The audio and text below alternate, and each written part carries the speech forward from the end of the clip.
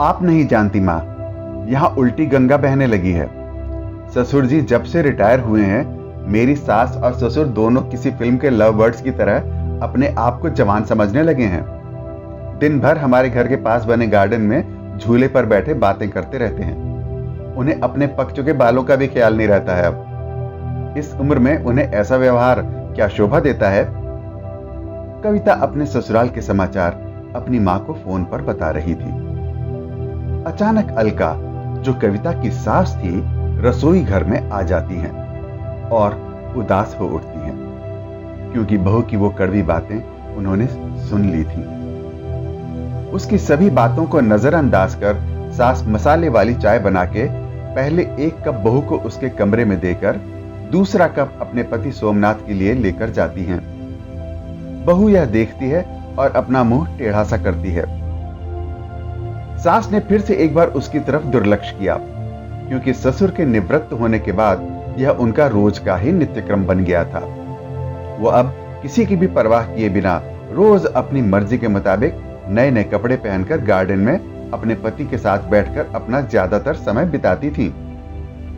उन्होंने अपनी पूरी जिंदगी अपने बच्चों के लिए काम करते हुए बिता दी थी, इसलिए अब बची खुची जिंदगी वो दोनों एक साथ समय बिताकर जीना चाहते थे। आनंद निवास बंगले जैसा 2 मंजिलों का ये घर पति पत्नी का सपना था। उन्होंने बड़ी मेहनत से इसे पूरा भी किया था। अलका जी ने घर के सामने बड़े प्यार से उस गार्डन को बनाया था और वहां पर कई फूलों के पौधे और बेलें उगाई थी। उनके उगाए चंपा, जसवंती, मोगरा, गुलाब ऐसे दर्जनों फूलों की खुशबू से उनका गार्डन हमेशा महकता रहता था। अलग अलग ऋतुओं में अलका जी अलग अलग सब्जियां भी उस गार्डन में उगाया करती थी। रसोई के लिए धनिया, पुदीना, मेथी उन्हें कभी बाहर से खरीदनी नहीं पड़ती थी। इतने सालों तक काम की भाग दौड़ में सोमनाथ जी कभी भी इस जगह का आनंद नहीं ले पाए थे, लेकिन अब उनका पूरा खाली समय इसी जगह पर बीतता था। दरअसल एक और छोटा सा घर वहां बन सके इसलिए उन्होंने वह जगह खरीदी थी, लेकिन अब वह संभव नहीं था।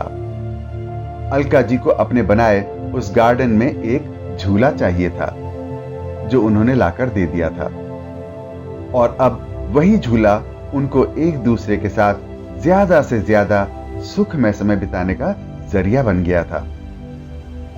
उन्होंने अपने घर में सभी जरूरत की चीजों की और बाकी ऐशो आराम की चीजों की कोई कमी नहीं रखी थी।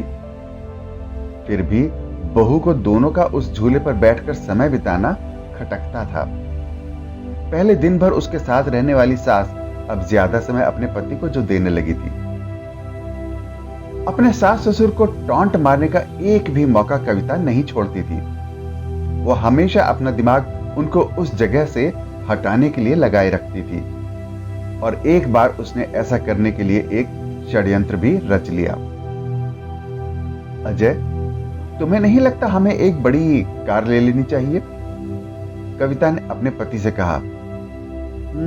आइडिया तो अच्छा है, लेकिन कार रखने के लिए जगह कहां है हमारे पास?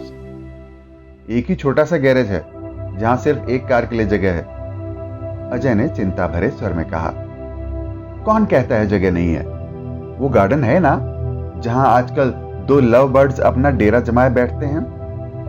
कविता ने पति की तरफ तिरछी नजर करते हुए कहा। आजकल तुम कुछ ज्यादा नहीं बोलने लगी हो, अजय ने अपनी पत्नी को फटकार लगाते हुए कहा। लेकिन सच तो यह था कि उसने भी इस बारे में अपने पिता से बात करने का मन बना लिया था। अगले दिन अजय पिता के पास गया और उनसे बोला, पिताजी, मेरा और आपकी बहू का मन है कि एक बड़ी कार ली जाए। पर बेटा, हमारे पास पहले से ही एक गाड़ी है ना, दूसरी गाड़ी लेने के बाद हम उसे रखेंगे कहां? सोमनाथ जी ने कहा। पिताजी, इसी गार्डन में एक नया गैरेज बनाने की सोच रहा हूं। कविता को इस गार्डन की कोई जरूरत नहीं है, और मां भी भला अब और कितने दिनों तक इस गार्डन का ख्याल रख पाएंगी। इसलिए अच्छा तो यही होगा कि सभी पेड़ पौधों को यहां से तोड़कर गैरेज बना लिया जाए। अजय ने अपने विचार बताए। यह सुनकर दूर खड़ी अलका जी का तो जैसे दिल ही बैठ गया। सोमनाथ जी अपना गुस्सा दबाते हुए बोले, मुझे तुम्हारी मां से पूछना पड़ेगा, मुझे थोड़ा वक्त दो। क्या पिताजी, इसमें क्या मम्मी से पूछना? आप दोनों तो किसी का विचार करते ही नहीं, दिन भर बस झूले पर बैठे रहते हैं, बिना 4 लोगों के बारे में सोचे। अरे अब घर में कविता है, छोटे बच्चे भी हैं, घर में और आने जाने वाले लोग भी तो आपको कैसे देखते हैं? आप किसी के बारे में कुछ नहीं सोचते।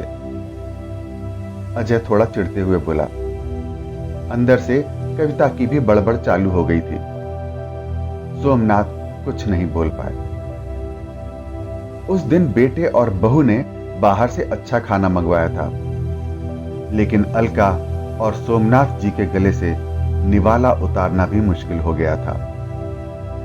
उस पूरी रात दोनों के दोनों जागते रहे थे, लेकिन सुबह सुबह कुछ विचार आने से सोमनाथ जी के चेहरे पर मुस्कान आ गई थी। सोमनाथ जी खुद रसोई घर में जाकर चाय बनाकर लाए थे, लेकिन अलका जी इतनी निराश थी कि वह आज बगीचे में किसी भी पेड़ पौधे को पानी तक डालने नहीं गई थी। पूरा दिन तो बड़ा ही नॉर्मल तरीके से गुजरा था, लेकिन शाम को अजय की आंखें फटी की फटी रह गईं जब उसने घर के बाहर घर भाड़े पर देना है का बोर्ड पढ़ा। अजय ने सोमनाथ जी से कहा, पापा, माना कि हमारा घर बड़ा है, लेकिन इसका यह मतलब थोड़ी है कि हम उसे भाड़े पे दे दें। बेटा, अगले महीने मेरे साथ काम करने वाले शर्मा जी रिटायर हो रहे हैं और वही अब इस घर में भाड़े पे रहेंगे, सोमनाथ जी ने कहा।